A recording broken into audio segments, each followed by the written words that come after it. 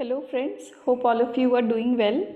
I am back with a video. This video is about your mains preparation between your prelims and the main stage.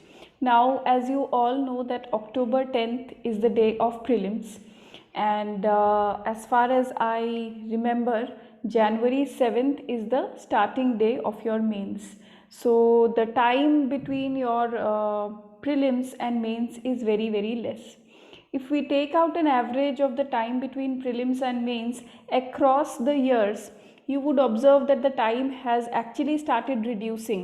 And to have a safe figure, I think the number of days that you would count is around 90 or even less than 90. तो 90 days में पूरा जो है mains का syllabus cover करना, GS cover करना, optional cover करना, essays practice करना, आंसर राइटिंग करना, मॉक टेस्ट देना, सब मिला के it's a hell of a burden I am telling you. So it's highly recommended that you start your mains preparation well ahead of your prelim stage, and when you are actually appearing for your prelims you must be very confident about your mains कि चलो एक दो rounds of revision पूरे mains का हो ही गया है, plus adequately answer writing practice हमने कर ही लिया है, मॉक टेस्ट भी दे दिए हैं. So it's about only 2 rounds of revision more, that's it. इतना कॉन्फिडेंस आपको रहना चाहिए.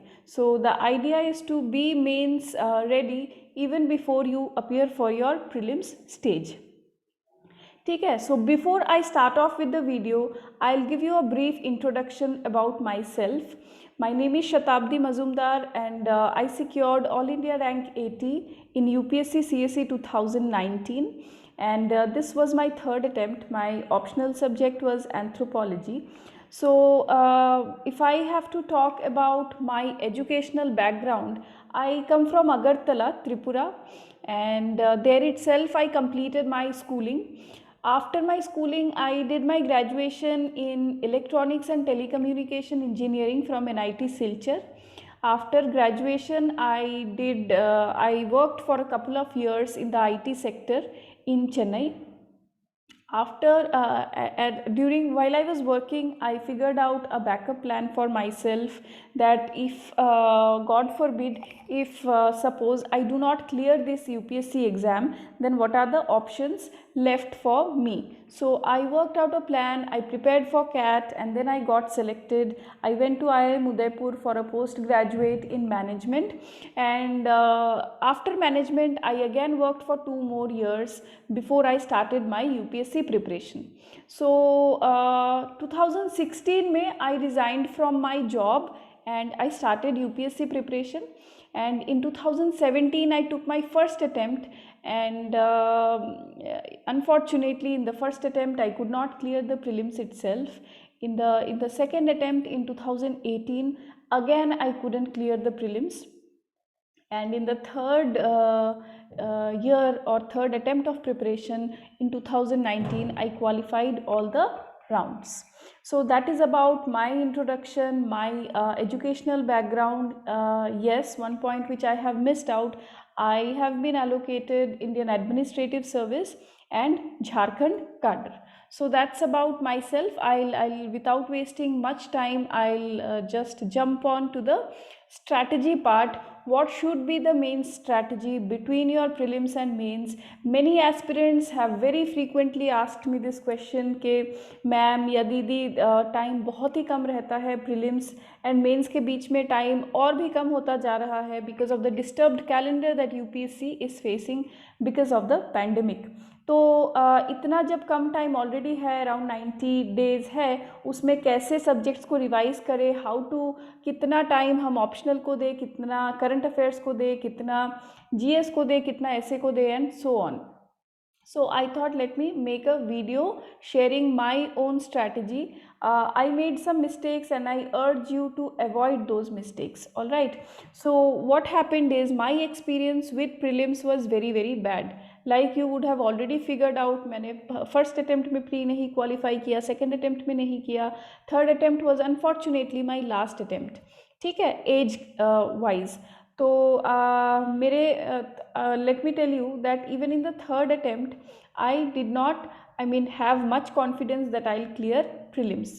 एंड ऑलरेडी एक खौफ सा था ही, मतलब क्योंकि मैं पहले 2 अटेम्प्ट्स में प्री क्वालिफाई नहीं कर पाई।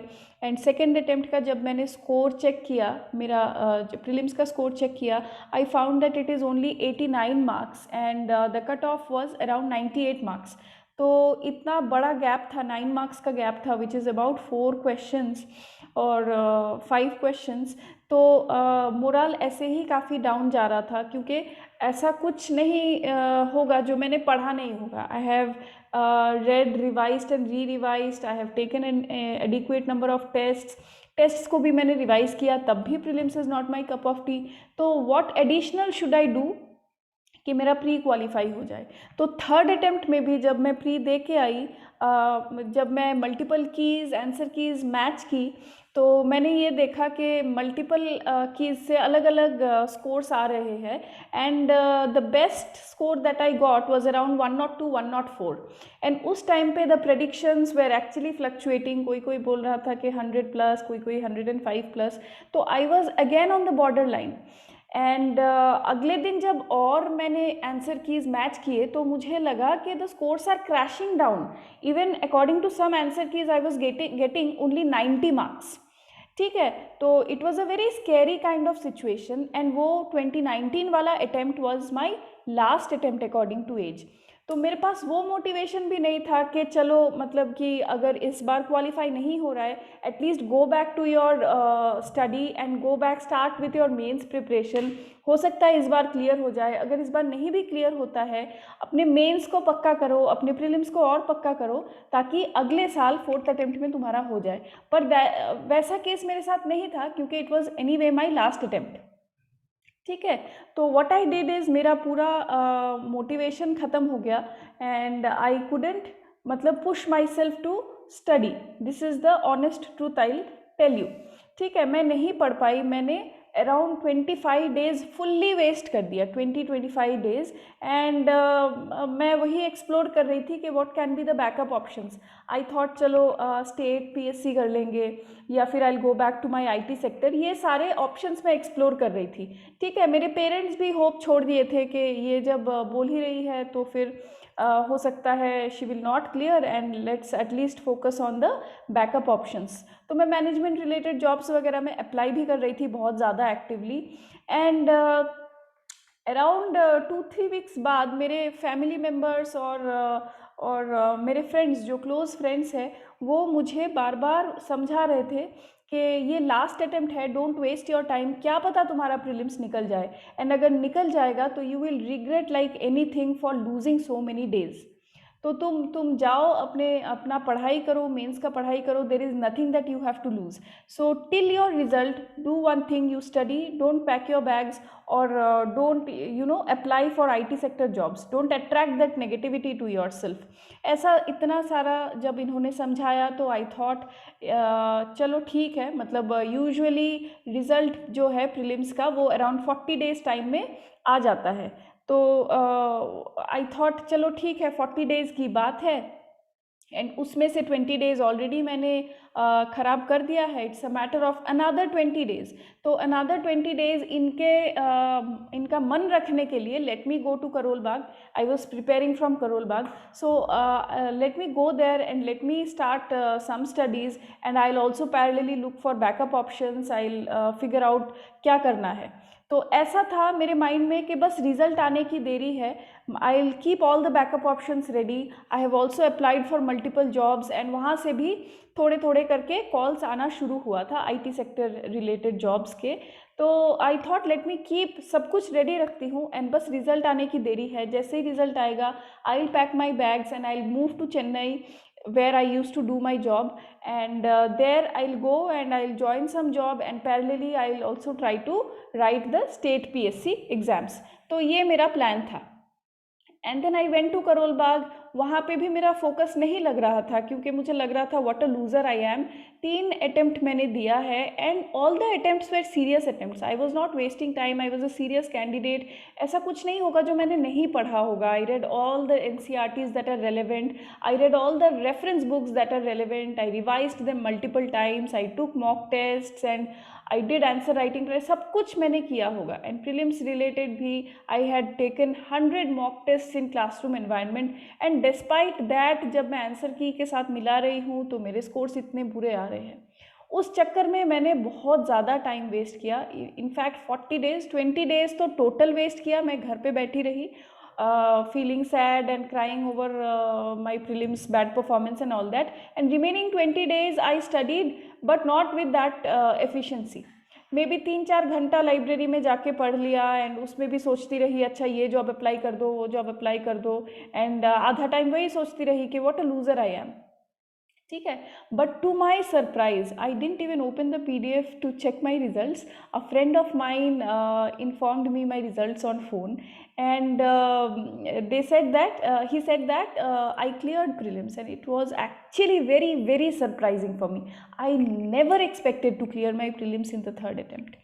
ठीक है, तो दैट टाइम सारी रात मैं नहीं सोई जिस दिन प्रीलिम्स का रिज़ल्ट आया कि मैंने ये बहुत बड़ा ब्लंडर कर दिया। एक लास्ट अपॉर्चुनिटी मुझे था, I mean it was my last attempt like I said कि, एंड ये मौका भी मैंने इतना बुरे तरीके से I screwed it up, I wasted around 40 days. एंड अभी अगले 50-60 डेज़ में मैं क्या ही कर लूँगी। तो I panicked like anything, but later on I understood that panic करके कोई फ़ायदा नहीं है। तो I figured out, I increased my efficiency, I increased my study hours to around 15-16, जितना मैं अपने आप को पुश कर सकती थी मैंने किया। I pulled it off somehow, and जब मेंस के मार्क्स आए I understood, I assessed that I have performed very very decently. तो आपको ये समझ आ गया होगा what is the mistake that I made. I was in a dilemma के मतलब what to do, and I didn't prepare for mains, right. I wasted 40 days. तो मेरा हम्बल रिक्वेस्ट आप लोगों को यही होगा कि do not be complacent with this decision. This decision is one of the biggest decisions of your life. ठीक है, तो my humble request again is just irrespective of whatever is the outcome of your prelims, just go and prepare for your mains. Don't waste your time. ठीक है, क्योंकि आपको नहीं पता है कि आंसर कीज़ में क्या ठीक है, क्या सही है, क्या गलत है। UPSC answer keys are quite different from the answer keys that are given by the coaching institutes. तो अगर थोड़ा बहुत मतलब कि फ्लक्चुएट हो रहा है आपका स्कोर्स, तो please my advice to you is to just go and prepare for your mains, because you never know you are going to clear or not, and yes, you might regret very very badly for wasting the time between your prelims and your prelims results. ठीक है, so coming to this point, एक तो आपको मेरे जैसा mistake repeat नहीं करना है। ठीक है, वॉट एवर भी द, अगर आप स्कोर कैलकुलेट कर रहे हो और आपका स्कोर 50-60 आ रहा है एंड यू नो कि किसी भी हाल में आपका प्रीलिम्स नहीं क्लियर होगा, तब भी आपको मेंस तो लिखना पड़ेगा ना। अगले साल तो लिखोगे ना, that's why you are studying. अगले से अगले साल तो लिखोगे ना, कभी तो लिखोगे। तो your studies are not going to go waste. So just go, prelims के बाद 1-2 दिन का ब्रेक लो, freshen up yourself, rejuvenate yourself, and go and study for mains irrespective of the outcome of your prelims paper. ठीक है, that is the first thing you should remember. Now mains marks, जैसे कि मैंने last video में भी discuss किया था, my mains marks were actually very very reasonable. ऐसे में 133 मार्क्स थे, GS पेपर 1 में 111, GS पेपर 2 में 82, GS पेपर 3 में 92, एंड GS पेपर 4 में 138, ऑप्शनल में 275। So in 2019 the scores are very very reasonable जो मेरे मार्क्स थे। एंड अगर आप ऑब्जर्व करोगे तो मार्क्स में कोई बहुत ज़्यादा फ्लक्चुएशन नहीं है, कहीं बहुत हाई नहीं है, कहीं बहुत लो भी नहीं है। They are reasonable enough and above average in each and every subject. ठीक है, so coming back to how you will divide the number of days.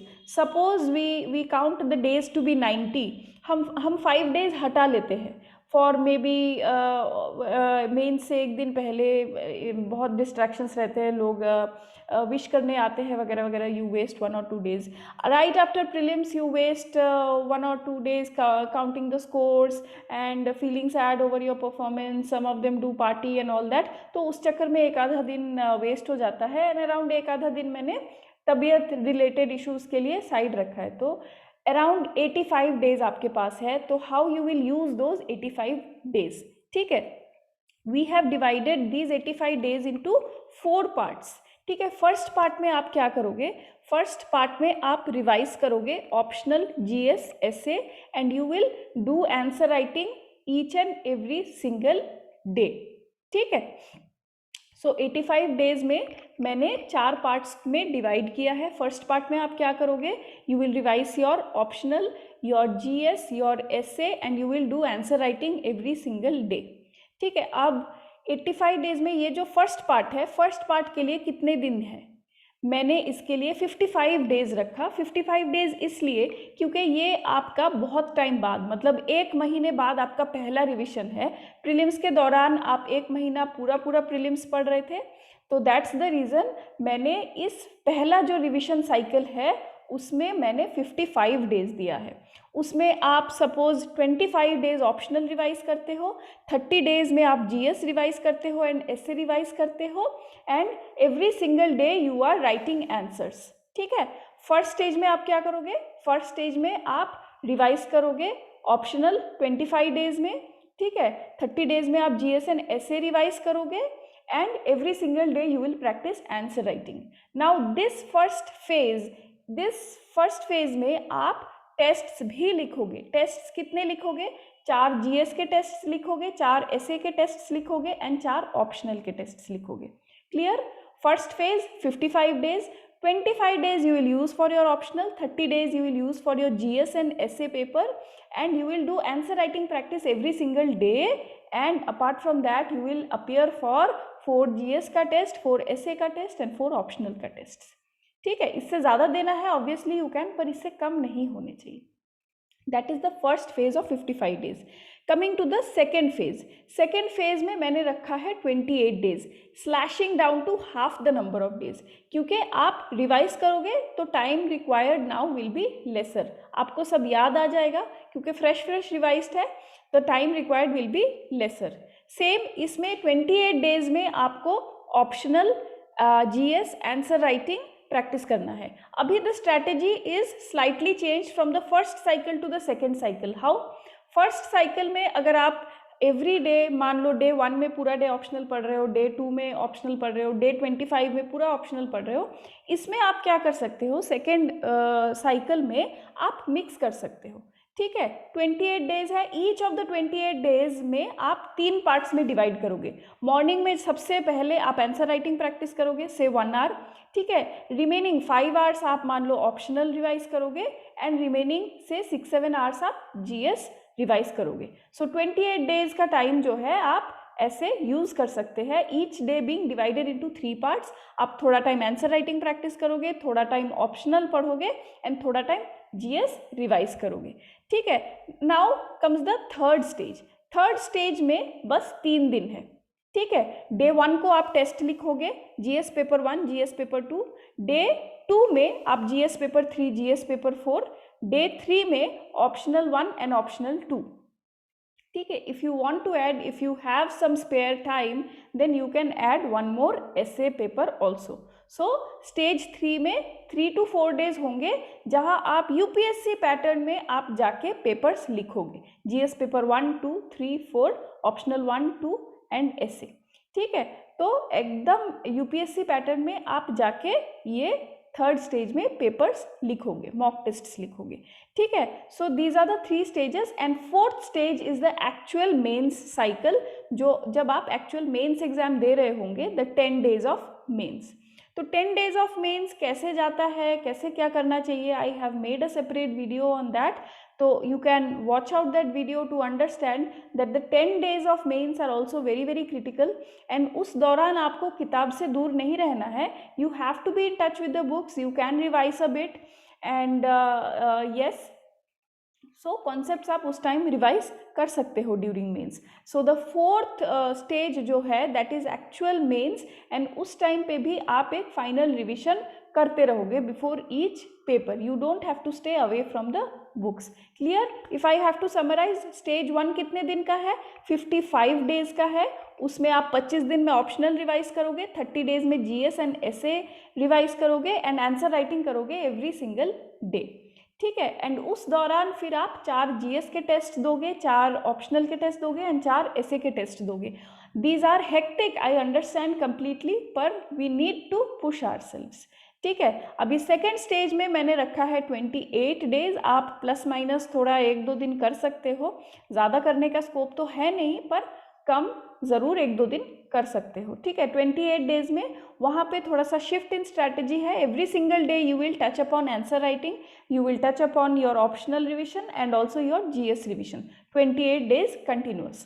ठीक है? And in the third stage what you will do is you will replicate the exact UPSC pattern of exam. ठीक है? आप third stage में मैंने 3 से 4 दिन रखा. You attempt the paper that way, essay, GS 1, 2, 3, 4, optional 1 and 2. ठीक है? So that is how you can prepare and make effective use of the 85 to 90 days that you will have between your prelims and mains. My humble request once again is that you do not waste your time at all. चाहे prelims जो भी हो, जैसा भी हो, if you are appearing for mains और not, अगर आपके प्रीलिम्स के स्कोर्स आंसर कीज़ के हिसाब से अच्छे आ रहे हैं कि नहीं आ रहे, does not matter. Irrespective of the outcome of your prelims, you should be preparing for mains in this very manner. Even if you are scoring 50-60, does not matter. आपको यही सोचना है कि this time I am going to write mains and मेरे पास 85 to 90 days है, and उसी दौरान I have to prepare for mains in such a way that I am writing mains along with the other people. ठीक है? तो आप time bound manner में, मतलब force your mind to think that you are writing mains this year and you are constrained by time. You have only 85 to 90 days in hand. You have to complete each of the GS papers, the essay paper, the optional paper. You have to write answers. You have to take mock tests and everything. तो उस timeline को खुद पे impose करो. Be little harsh on yourself and complete the syllabus within 85 to 90 days and you will do wonders. In the second attempt 2018 में जब मैं mains नहीं भी दे रही थी, जब result आ गया था, उसके बाद भी my friends were writing and I aligned myself with them. ठीक है? ऐसे ही time bound एकदम मतलब कि जैसे मैंने डिस्कस किया है 85 डेज़ में मुझे ख़त्म करना है, ऐसे ही टाइमलाइन बना के मैं अपने दिमाग से डिलीट कर दिया था इस बात को कि मैं इस बार नहीं लिख रही हूँ. माई आइडिया इज़ ये लोग लिख रहे हैं, इनके साथ मैं तैयारी करके let me do a mock simulation. ठीक है?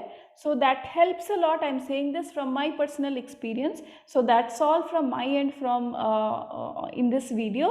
Thank you. We'll come up with more such videos which you might find useful. Thank you and God bless you.